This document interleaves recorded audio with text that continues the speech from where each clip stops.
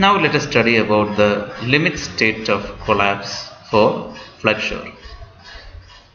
So this is meant to analyze the reinforced concrete beam when subjected to flexure at the limiting state of its collapse. Now what are the assumptions in this analysis? Plane sections normal to the beam remains plane even after bending. So this assumption we have already learned as the Euler-Bernoulli assumption. What was the consequence of this assumption? The strain distribution in the reinforced concrete beam is a straight line. Now coming to the next one, the maximum compressive strain in concrete is equal to 0.0035. Now the next one, the tensile strength of concrete is completely ignored because we are supplementing with the material steel. Steel is being used to resist the moment on the tension side. So we completely neglect the effect of concrete on the tension side. Now finally, what is the strain at the level of steel? Since we are interested only in balanced or under reinforced concrete sections, so epsilon st, the strain at the level of steel which is subjected to tension, should always be greater than or equal to 0.87 Fy by Es plus 0.002. Now coming to the analysis of singly reinforced beams. Here first we need to understand the difference between analysis and design. It is very important.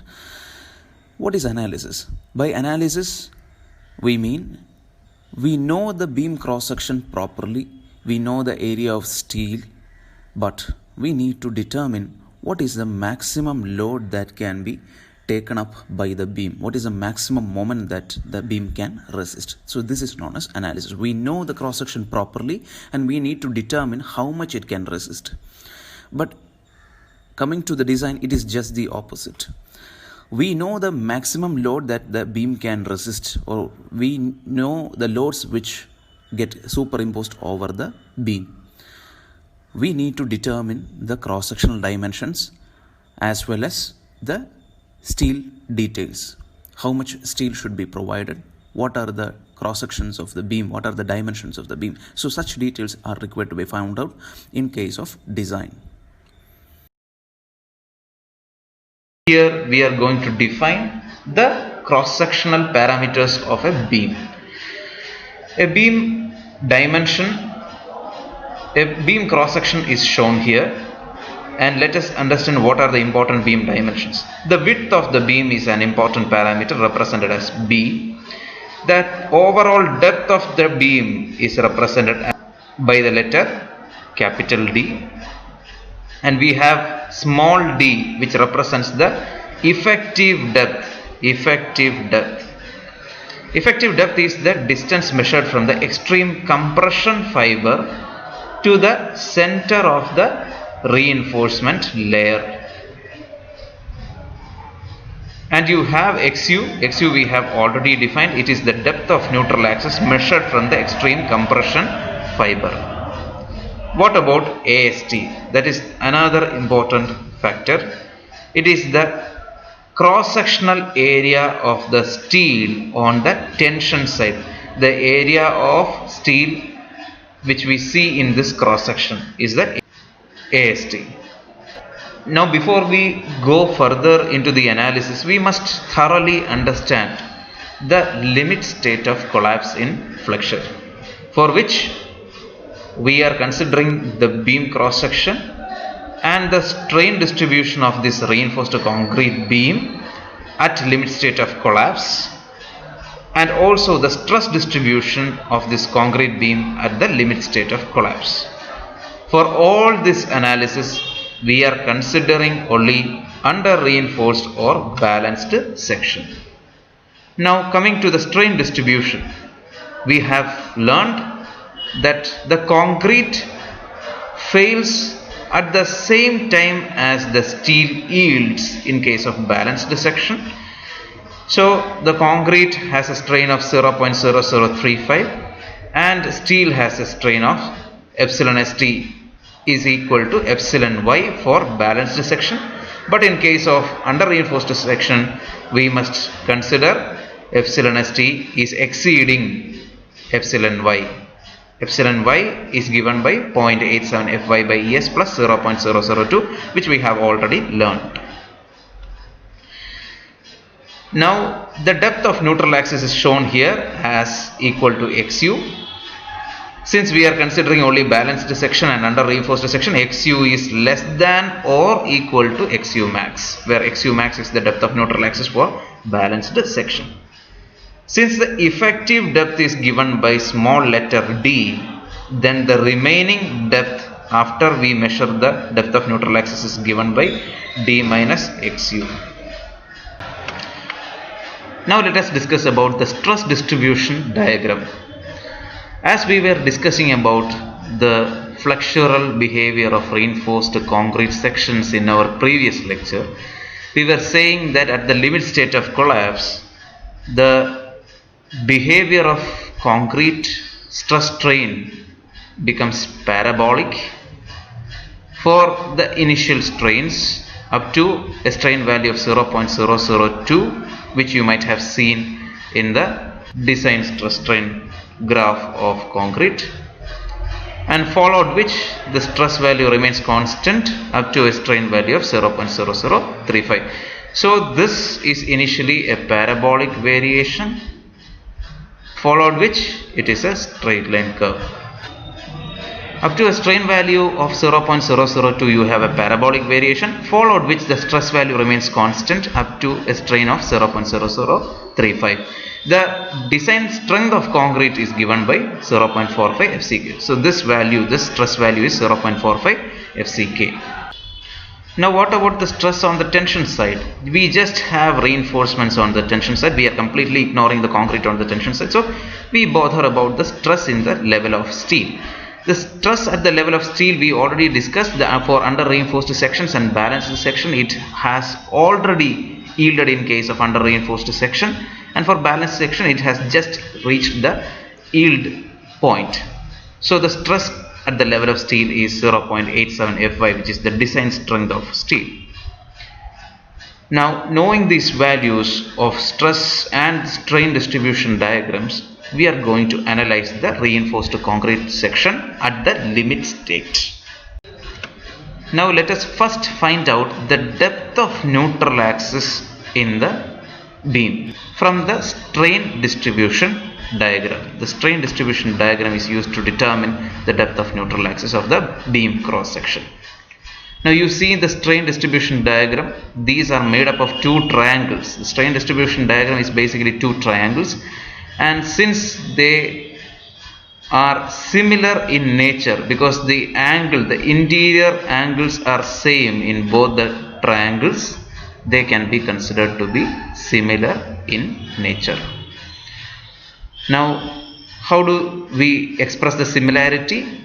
The opposite side by adjacent side of both the triangles are equated to find the depth of neutral axis. So we get an expression xu by d is equal to 0.0035 divided by 0.0035 plus epsilon st.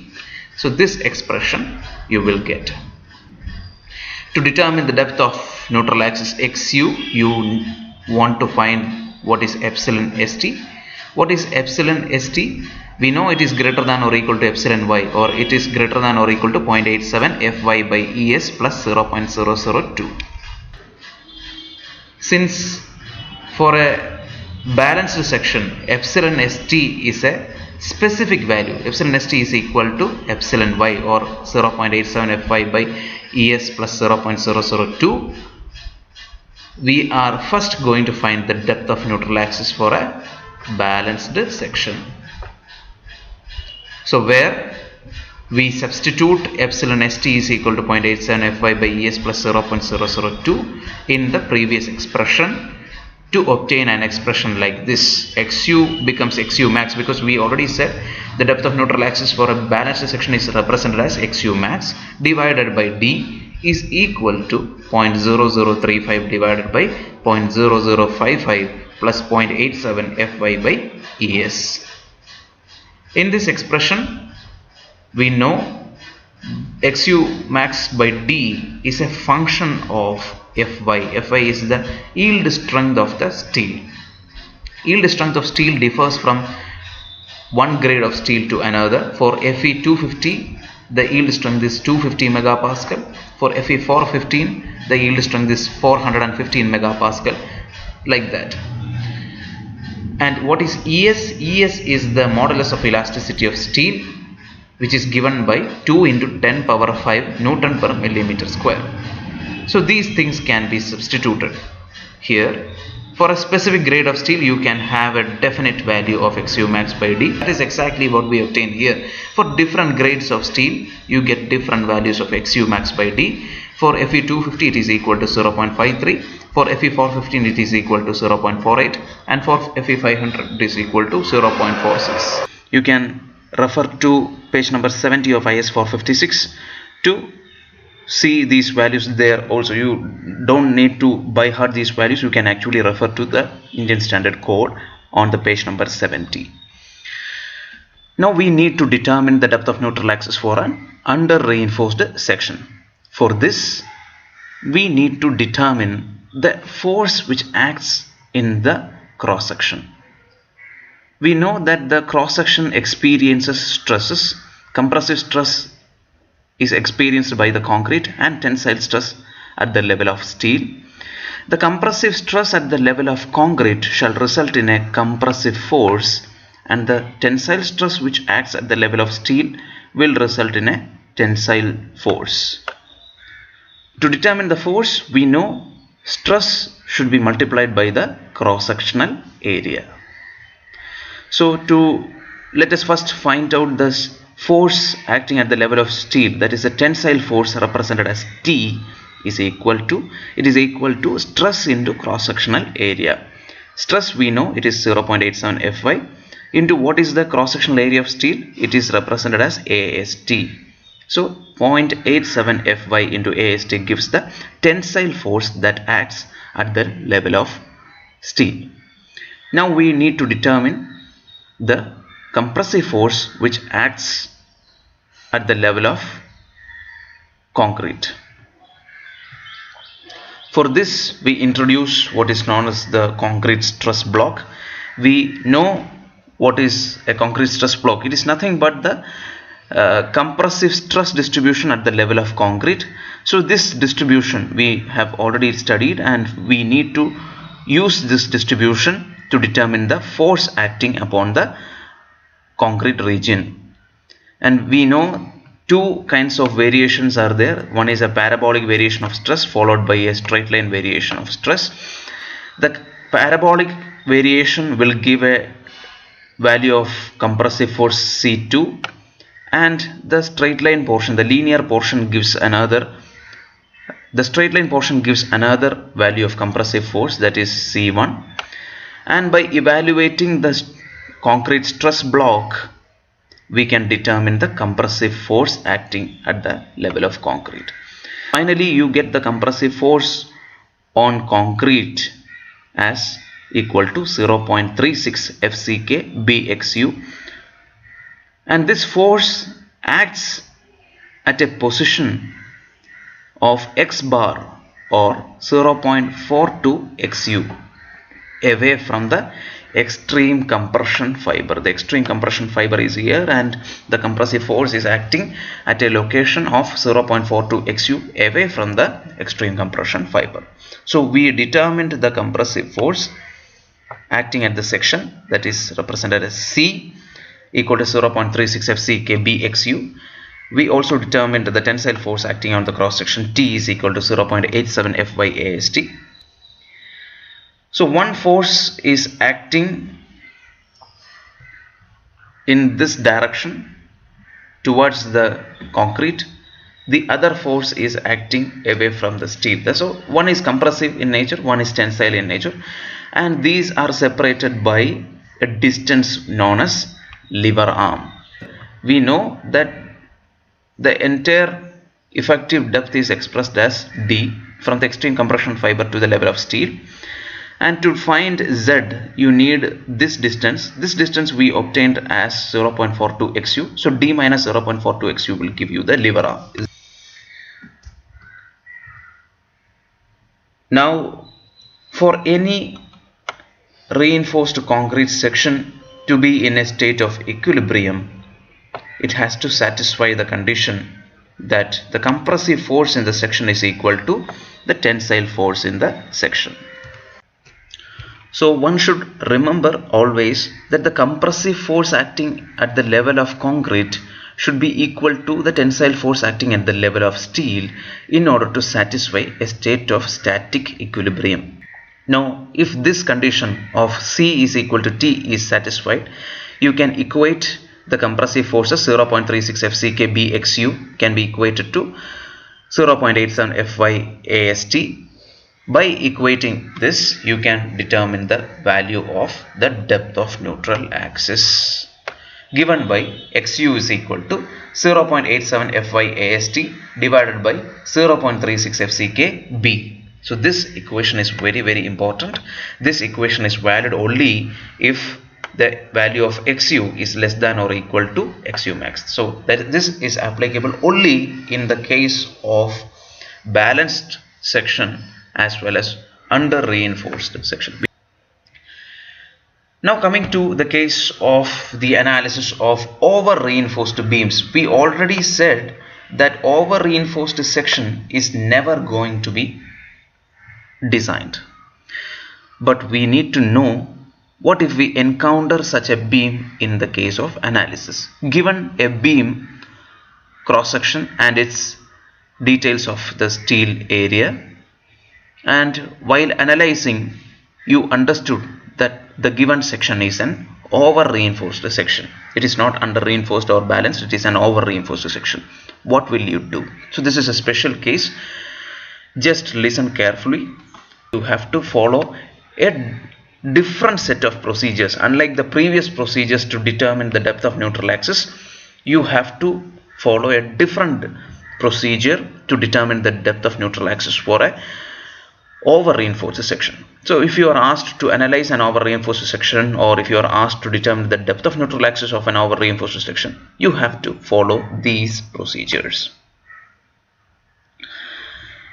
You see, in such cases, since steel may not have yielded, the stress in the steel shall not have reached 0.87 Fy. So over reinforced section, we learned that the beam section at the level of steel, you remember that the steel has not even reached the yield point by the time the concrete has crushed. So at the failure time, the steel is still not at the level of yield point. So the stress at the level of steel cannot be said to be equal to 0.87 Fy. So everywhere where we used 0.87 Fy in the case of under reinforced section, we cannot use 0.87 Fy in case of over reinforced section. For over reinforced section, it is not 0.87 Fy. We cannot take it as 0.87 Fy. So this equation cannot be applied. So this is also, T is also not 0.87 Fy into AST.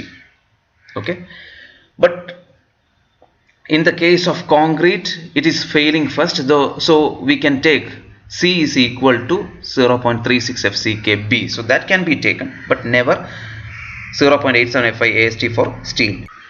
So the force at the level of steel is not 0.87 Fy AST, but force at the level of concrete is taken as 0.36 FCK BXU. Now what should be done to determine the depth of neutral axis here?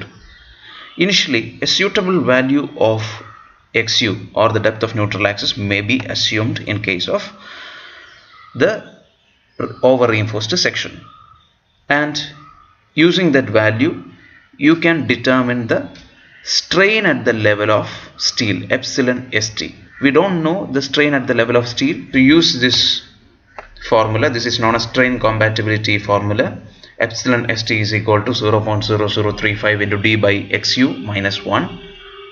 So once you know the value of strain, you need to determine the stress in the steel. So we know the strain in this level of steel, using which we can determine the stress at the level of steel using the design stress strain curve of steel. So we know the design stress strain curve of steel, using which you can easily find out the stress at the level of steel. So let us say that stress is FST. If that stress is FST, then what is the force at the level of steel? Stress into cross-sectional area. If FST is the stress, FST into AST is the force. That is, T is equal to FST into AST. So instead of 0.87 Fy AST, we have replaced it by FST into AST, where FST was obtained from the design stress strain curve for the corresponding strain which we found out at the level of steel. Now, knowing the value of tensile force T and compressive force C is equal to 0.36 FCK BXU, you can equate them. C is equal to T to determine the XU value for the over reinforced section. By comparing these values of XU with the initial value assumed in the first step, if the difference between the two values is acceptably small, accept this value of XU. Otherwise, repeat the previous steps with an improved value of XU until convergence occurs. So we need the value of XU to converge. So until convergence occurs, we have to repeat this process. So XU value which you got here, we will use it again here, the strain compatibility equation, to determine epsilon ST, from which we will find FST. We will substitute in T, and finally we obtain another value of XU, and we will keep repeating this process until you get the same values of XU. Okay. So finally, we have obtained the depth of neutral axis XU, whether it be balanced section or under reinforced section or over reinforced section. If that is the case, we can find the final moment of resistance of the beam. The final moment of resistance, or the moment which can be resisted by the given beam cross section and the given steel reinforcements, we can find it out. If we know the force into lever arm will give you the moment. So we have two forces, compressive forces or tensile forces. We can use any one of them to determine the moment of resistance. Whether compressive force into the lever arm or tensile force into lever arm will give you the moment of resistance. The compressive force, which we know, is equal to 0.36 FCK BXU, and lever arm we knew, D minus 0.42 XU. So this obtains the moment of resistance of the beam. The other way to find the moment of resistance is using tensile force into lever arm, which is equal to FST into AST into D minus 0.42 XU. FST was used in case of over reinforced beams. In case of balanced or under reinforced beams, FST should be replaced by 0.87 Fy. Now, for the case of balanced section, how do you find the moment of resistance? And we call such a moment of resistance as limiting moment of resistance, given by mu limit. So the original moment of resistance was represented as mu. Here in the balanced section we represent it as mu limit, because we are replacing XU by XU max. So instead of XU, we give XU max for a balanced section to obtain the limiting moment of resistance of a beam.